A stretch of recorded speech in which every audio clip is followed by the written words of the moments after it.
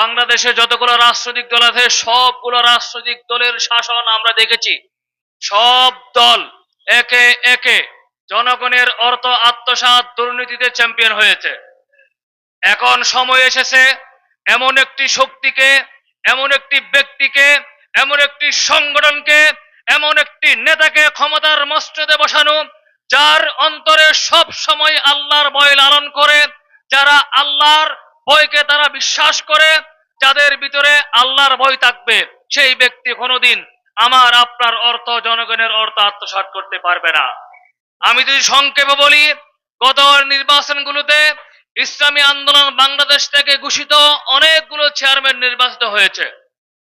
আলহামদুলিল্লাহ, ইতিমধ্যে ইসলামী আন্দোলনের দলীয় ঘোষিত চেয়ারম্যান সবগুলা রাষ্ট্রীয়ভাবে সর্বোচ্চ উন্নয়ন এবং সর্বোচ্চ নিষ্ঠাবান নীতিবান চেয়ারম্যান হিসেবে গোল্ড মেডেল প্রাপ্ত হয়েছে।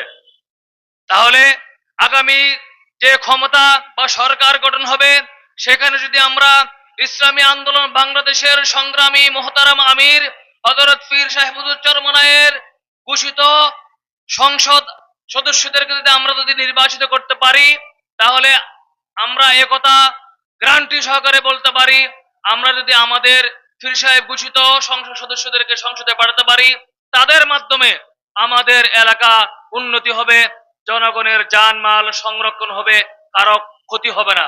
তাই আমি আহ্বান করবো, আসুন আমরা একতাবদ্ধ হই। রমজানের অনেকগুলো শিক্ষার মধ্যে একটি শিক্ষা হচ্ছে একতাবদ্ধ হওয়া, একতাবদ্ধ হওয়া, ঐক্য হওয়া। আমরা যারা এখানে আছি, আমরা যদি আজকে ইসলামী আন্দোলনের সাথে যদি ঐক্যবদ্ধ হয়ে আগামীর ক্ষমতায় খারা যাবে, আগামীতে আমরা ইলেকশন আসলে ভোট খারে দেব, চোরকে দেবো না ডাকাতকে দেবো নাকি একজন আল্লাহওয়ালাকে দেবো, আমরা সিদ্ধান্ত গ্রহণ করতে পারবো। তাই আমি এখানকার যারা নেতৃবৃন্দ আছেন তাদেরকে বলবো, তারা যেন দাওয়াত নিয়ে আপনাদের নিকট যায়। আপনাদেরকে বলবো, আসুন আমরা এমন একটি প্ল্যাটফর্মের সাথে ঐক্যবদ্ধ হই, যেই প্ল্যাটফর্ম জন্ম থেকে আজ পর্যন্ত দুর্নীতির কোনো রেকর্ড নাই, চুরির কোনো রেকর্ড নাই, খুনাখুনির কোনো রেকর্ড নাই, মারামারির কোনো রেকর্ড নাই, হল দখল করতে গিয়ে কেউ শহীদ হয়েছে, কোন হয়েছে, এরকম কোনো রেকর্ড নাই। আল্লাহ তাআলা আমাদের সকলকে তৌফিক দান করুক। আমিন। আসসালামু আলাইকুম।